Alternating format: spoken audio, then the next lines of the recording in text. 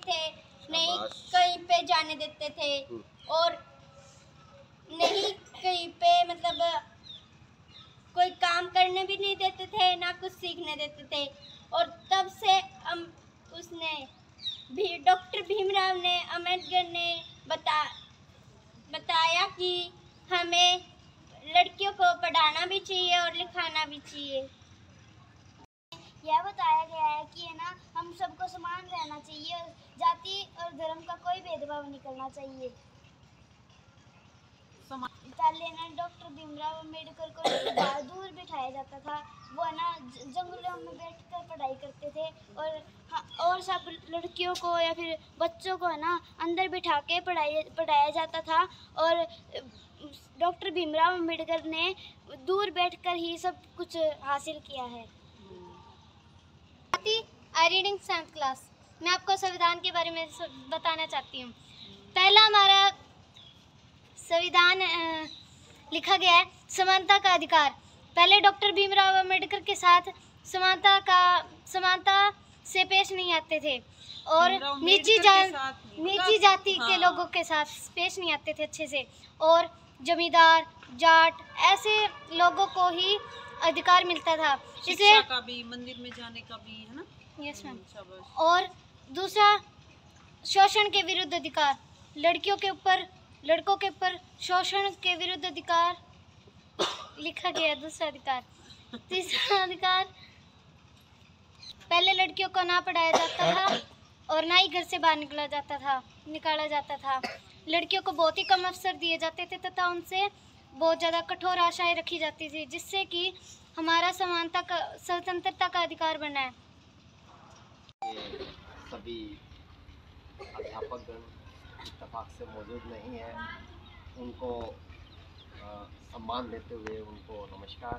और अब विद्यालय के जो अन्य स्टाफगण हैं, अन्य जो अधिकारी हैं, उनको भी प्रणाम नमस्कार। और प्यारे प्यारे नन्हे मुन्ने बच्चों को प्यार भरा नमस्कार।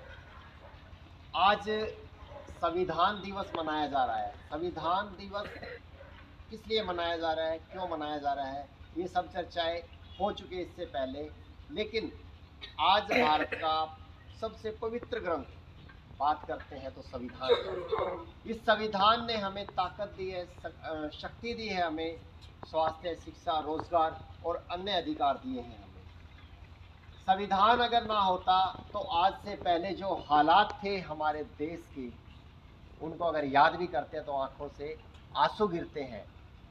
अगर किसी भी अनुसूचित जाति जनजाति का व्यक्ति किसी मंत्र का उच्चारण कर लेता था तो उसकी जीवा काट ली जाती थी, और अगर कोई मंत्रों को सुनता था तो उनके कानों में शीशा भर दिया जाता था, गर्म पिघलाया हुआ शीशा।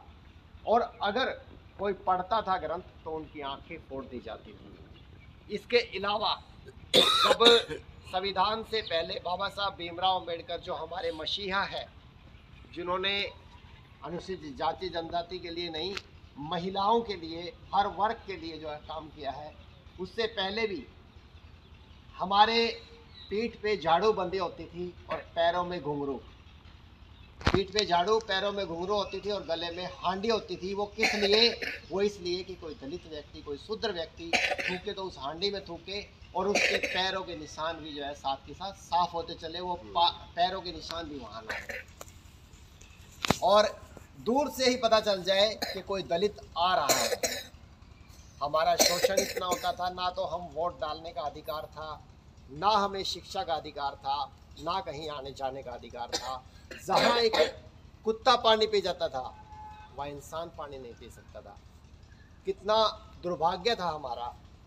ऐसे में हमारे डॉक्टर भीमराव अम्बेडकर जो हमारे मसीहा, उन्होंने शोषण सहन किए और पढ़ाई को, शिक्षा को एक हथियार बनाकर हमारे लिए लड़े। उन्होंने कहा कि शिक्षा शेरनी का दूध है, जो पिएगा वही दहाड़ेगा। तो आज हम बात करेंगे विशेष शिक्षा की भी, लेकिन संविधान दिवस पे इन चीज़ों की चर्चा होना बहुत ज़रूरी था। जिस पवित्र ग्रंथ से राम और कृष्ण को भी आज़ादी मिली, अधिकार मिले, आज अयोध्या में जो राम जन्मभूमि मंदिर बना है वो भी संविधान की ताकत है, संविधान के बलबूते पे बना है। या मथुरा का अंदर कृष्ण जी का मंदिर बना है वो भी संविधान के बलबूते पे बना है। तो मैं ज़्यादा समय न लेते हुए, क्योंकि समय ज़्यादा हो रहा है, अपनी वाणी को विराम देते हुए यही कहूँगा, जय भीम, जय संविधान, जय शिक्षा, जय विज्ञान। निकाल कर इस देश को रखना मेरे बच्चों संभाल कर। जय हिंद।